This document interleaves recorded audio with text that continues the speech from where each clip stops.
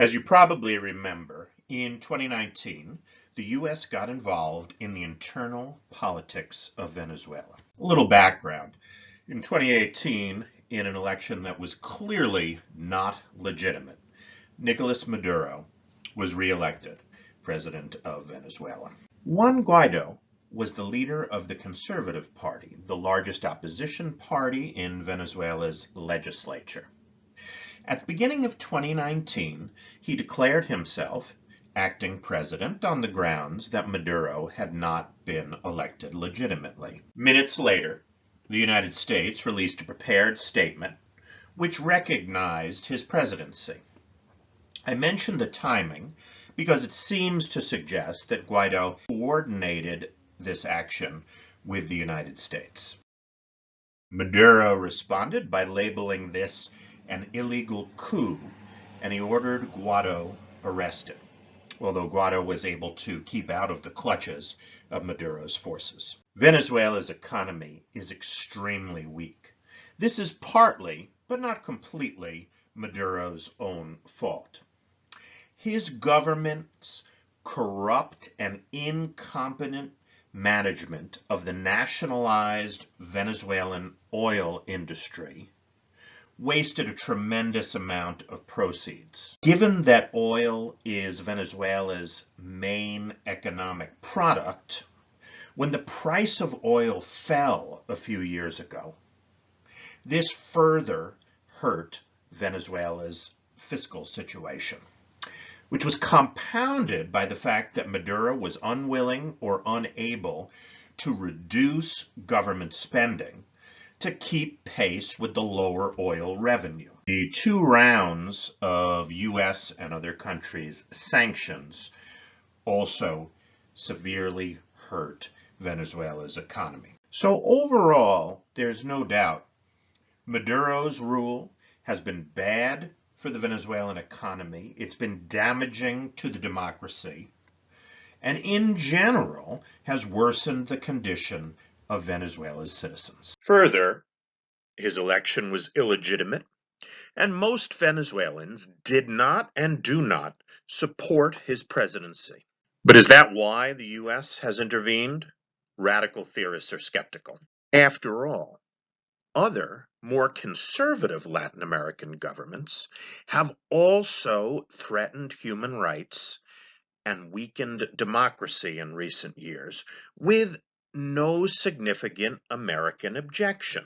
We do not have a policy, nor have we had a policy over the past 75 years of systematically opposing dictators. The radical contention is that we have intervened because Guaido has promised to give American oil companies access to Venezuelan crude oil. Venezuela's oil reserves dwarf those of any other country in South or Latin America. In fact, Venezuela has more oil than any other single country in the world. And while most Venezuelans don't see Maduro as a legitimate president, most Venezuelans also don't view Guaido as a legitimate president, and they oppose the U.S. intervention. We immediately read this headline as absurd, and we become so used to U.S. interventions that we don't realize that to much of the world, this is exactly what it looks like when we, the United States, get mixed up in deciding who their rightful ruler is. In my own view, neither Maduro or Guaido is worthy of support, nor should the United States be attempting to decide who should head the Venezuelan government. The moral appropriate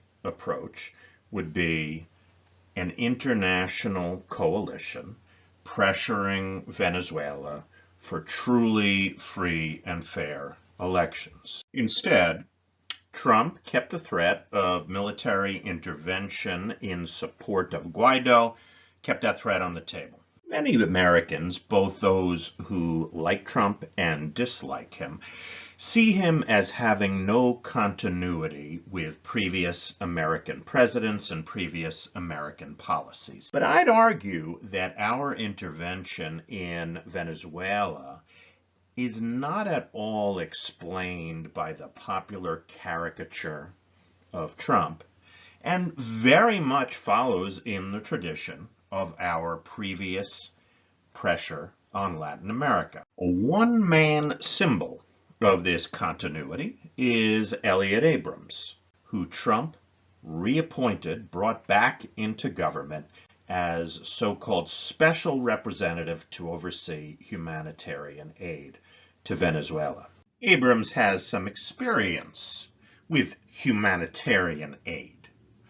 As Assistant Secretary of State under President Ronald Reagan, Abrams oversaw smuggling arms to the Nicaraguan Contra rebels under the guise of shipments of humanitarian aid.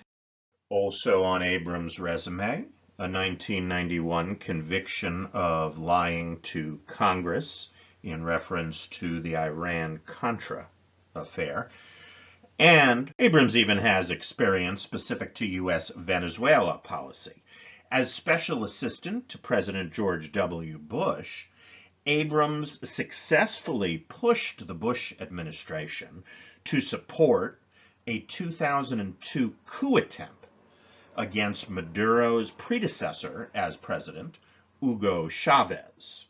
The coup was unsuccessful. Perhaps that helps us understand why both the Maduro regime and international agencies like the Red Cross and the UN refuse to participate in the supposed U.S. aid convoy. Even news sources perceived as being liberal or anti-Trump had picked this story up and reported it fairly uncritically. Another widely reported story of Venezuelan troops setting that aid convoy on fire has been discredited. While some figures on the left wing of the Democratic Party, like Bernie Sanders, and some on the libertarian right wing of the Republican Party, like Senator Rand Paul, while figures like that did condemn the Trump actions, Democratic leadership, while criticizing Trump in some stylistic ways, basically supported his policy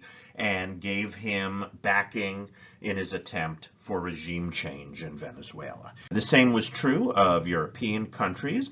There's kind of a silly talking point that Trump simply follows Putin's orders.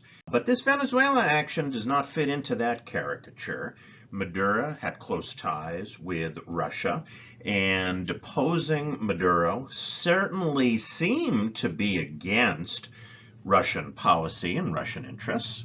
We've already seen U.S. intervention in Guatemala.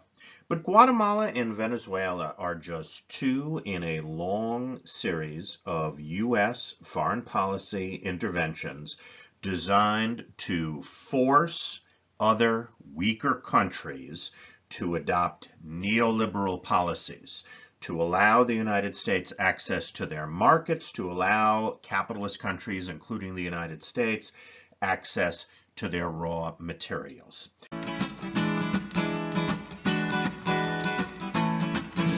Now over there in Managua Square, with American-made bombs falling everywhere, kill women and children and animals too. These bombs are made by people like me and you. And we're told that we hold a big stick over them. But I know what I've read, that peace is in our hands. Over there in Guatemala, my friend, we're making mistakes there once again.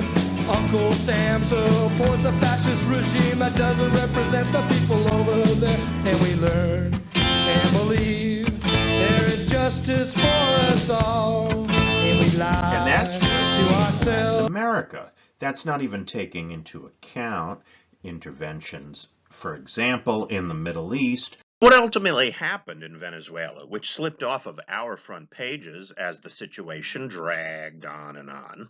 Despite U.S. predictions that Maduro would be gone with Maduro, who has the loyalty of the Venezuelan military, has been able to hang on. At the same time, Guaido has U.S. support, which has produced a standoff for when Venezuela asked the International Monetary Fund for a loan to deal with the issue that the whole world has been dealing with.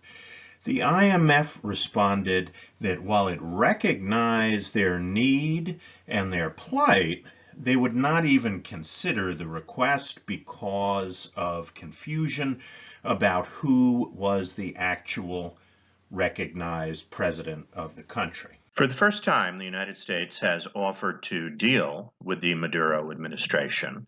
We have offered relief from sanctions in turn for a temporary power sharing arrangement between Maduro and Guaido and their allies, which would lead up to new, presumably fair, Venezuelan elections. At the same time, we have also indicted Maduro on the charges that his government was in effect a drug dealing conspiracy.